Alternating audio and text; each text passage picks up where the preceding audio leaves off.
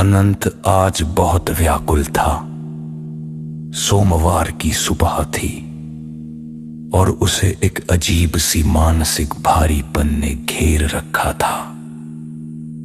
काम का बोझ और मन में उठते हजारों अनसुलझे विचार। उसने खिड़की से बाहर देखा और स्वयं से कहा, हफ्ते का सबसे कठिन दिन सोमवार ही क्यों। तभी उसे कमरे में एक अनोखी शीतलता महसूस हुई, जैसे चांदनी ने उसे स्पर्श किया हो। एक शांत स्वर गूंजा, जिसे तुम कठिन समझ रहे हो अनंत, वह वास्तव में स्वयं को शांत करने का दिन है। सोमवार यानी सोम का वार, चंद्रमा का दिन। अनंत चौंक गया। चंद्रमा, पर सोमवार का संबंध तो महादेव से है। वो आवाज मुस्कुराई। महादेव ने चंद्रमा को अपने मस्तक पर धारण किया है, क्योंकि चंद्रमा मन का प्रतीक है।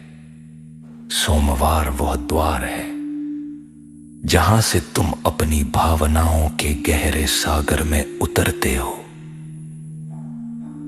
क्या तुमने कभी सोचा है कि सोमवार को ही मन इतना चंचल क्यों होता है?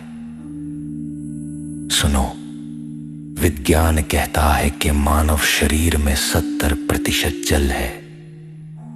जैसे चंद्रमा के गुरुत्वाकर्षण से समुद्र में लहरें उठती हैं, वैसे ही सोमवार को चंद्रमा की ऊर्जा तुम्हारे भीतर के जल तत्व और भावनाओं को आंदोलित करती है। अनंत चुपचाप सुन रहा था। उसकी बेचैनी धीरे धीरे शांत हो रही थी। सोमवार का रहस्य तुम्हारी जैविक लय में छिपा है। चंद्रमा मन का स्वामी है। यदि सोमवार को तुम महादेव की तरह स्थिर होना सीख जाओ, तो तुम्हारा पूरा हफ्ता एक सुखद संगीत बन सकता है। वैज्ञानिक तर्क यह है कि चंद्रमा की शीतलता का प्रभाव हमारे मस्तिष्क के रसायनों और हमारे आंतरिक संतुलन पर पड़ता है। सोमवार वह दिन है जब तुम्हें अपनी मानसिक शांति को फिर से स्थापित करना चाहिए। इसीलिए प्राचीन काल से इस दिन मौन और ध्यान का विशेष महत्व रहा है। शिव ने सोम को मस्तक पर रखा। इसका अर्थ है कि ज्ञान के द्वारा मन को नियंत्रित करना। जब तुम सोमवार को श्वेत वस्त्र पहनते हो या जल का अर्पण करते हो, तो तुम वास्तव में अपने शरीर की ऊर्जा को चंद्रमा की चुंबकीय तरंगों के साथ लयबद्ध कर रहे होते हो।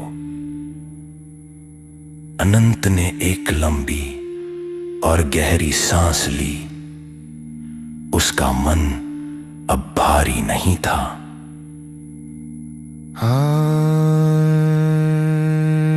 सोमाय नमः।